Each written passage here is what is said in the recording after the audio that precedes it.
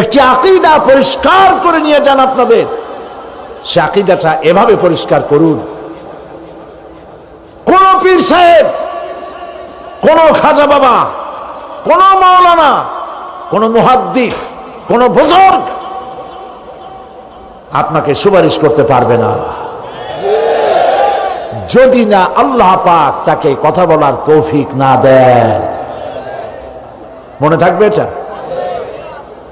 আয়াতুল কুরসির ভিতরে আমরা পড়ি, মান যাল্লাযী ইয়াশফাউ ইনদাহু ইল্লা বিইযনিহি। আল্লাহ পাক বলেছেন কিয়ামতের দিন আল্লাহর দরবারে কার সাহস আছে কথা বলতে পারে? মান যাল্লাযী ইয়াশফাউ ইনদাহু ইল্লা বিইযনিহি। আল্লাহর অর্ডার ছাড়া, হুকুম ছাড়া আল্লাহর সামনে কথা বলার সেদিন কেউ থাকবে না। সুবহানাল্লাহ। কেউ কথা বলতে পারবে না। সুপারিশ করতে হবে আল্লাহ যারে বলেন তুমি করো, অমুকের জন্য করো, সেই ব্যক্তি শুধু তার জন্যই করতে পারবে, আর কেউ কথা বলতে পারবে না। সেই কঠিন হাসরের ময়দান, যেদিন শুধুমাত্র আল্লাহ পাক কথা বলবেন, আর যারে বলতে বলবেন সেই কেবলমাত্র বলতে পারবে। সুপারিশ এটি আল্লাহ পাক কিয়ামতে পারমিশন দিলে বলা যাবে। হযরত ইব্রাহিম আলাইহিস সালাম কিয়ামতের দিন তার নিজের পিতা সম্পর্কে সুপারিশ করবেন। রব্বুল আলামিন, আমার আব্বার জন্য সুপারিশ করতেছি, মেহেরবানি করে জাহান্নাম থেকে তারে আপনি রক্ষা করুন। আল্লাহ রব্বুল আলামিন বলবেন, ইব্রাহিম তোমার সুপারিশ মঞ্জুর হবে না। প্রিয় ভাই সব, একটু মাথা খাটান, চিন্তা করেন। উলুল আযম পয়গম্বর, জাতির পিতা। কে জাতির পিতা? চিল্লায় বলুন, কলিজা সাফ করে ফেলুন। মুসলমানদের জাতির পিতা হাবিজ হাবি কেউ হতে পারে না।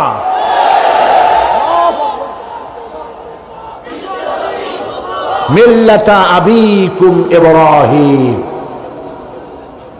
ইব্রাহিম আলাইহিস সালাম এই মিল্লাতের পিতা। সুবহানাল্লাহ। হযরত ইব্রাহিম আলাইহিস সালাম কিয়ামতের দিন বলবেন, আল্লাহ আমার আব্বার জন্য সুপারিশ করছি। আল্লাহ পাক বলবেন মঞ্জুর হবে না।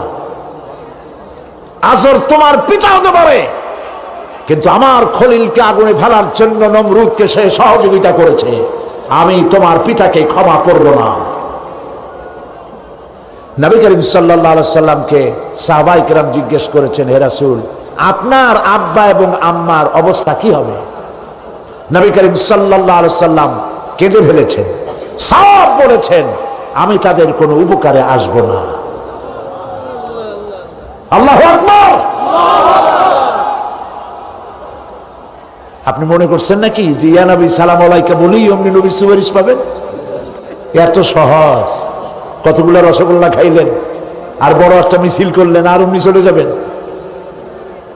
পৃথিবীর সব মানুষ, সাহাবায়ে কেরাম বাদ দেন, পৃথিবীর সমস্ত মানুষ একত্রিত হয়ে আবু তালেব রাসূলুল্লাহকে যে ভালোবেসেছেন, ওর 1000 ভাগের 1 ভাগও সারা দুনিয়ার মানুষ রাসূলুল্লাহকে ভালোবাসতে পারবে? পারবে? নিজের ছেলে আলীকে, আলী রাদিয়াল্লাহু তাআলা আনহুকে আলাদা বিছানায় শোয়াইয়া, ছোট্ট মানুষ হযরত আলী আলাদা জায়গায় রাখিয়া মুহাম্মদুর রাসূলুল্লাহ সাল্লাল্লাহু আলাইহি ওয়াসাল্লাম এতিম মানুষ তারে কলিজার সাথে বুকের মধ্যে আশ্রয় দিয়ে আগলে রেখেছেন বুক করে। সেই আবু তালেব মৃত্যুর সময় নবী করিম সাল্লাল্লাহু আলাইহি ওয়াসাল্লাম বলেছিলেন, চাচা একটিবার আমার কানে তাওহীদের কালেমা শোনায় দেন। আবু তালেব, তার কিসমতে ছিল না কালেমা। মরে যাওয়ার পর একজন সাহাবী বলেছিলেন, ইয়া রাসূলুল্লাহ,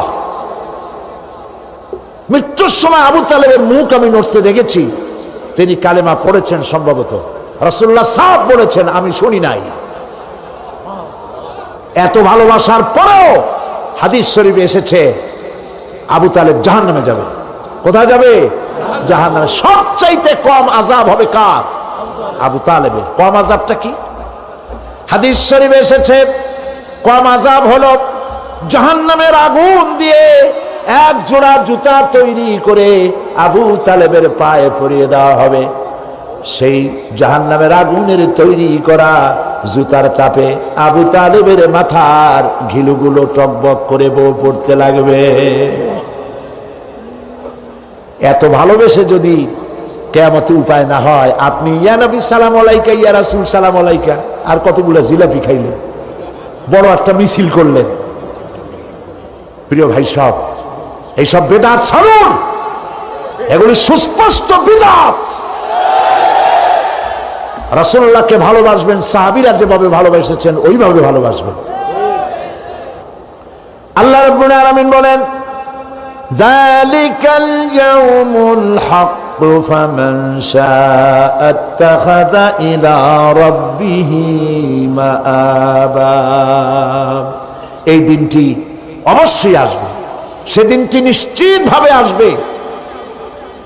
আর এখন যার ইচ্ছা সে তার রবের দিকে অগ্রসর হোক।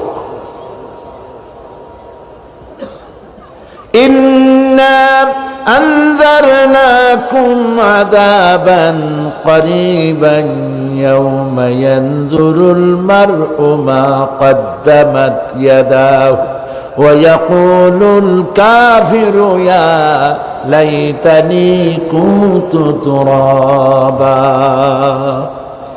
ইন্না আনজারনাকুম আযাবান করিবা, খুব নিকটবর্তী একটি আযাব সম্পর্কে আমি তোমাদেরকে সতর্ক করে দিলাম। কে বলতেছেন? আল্লাহ পাক।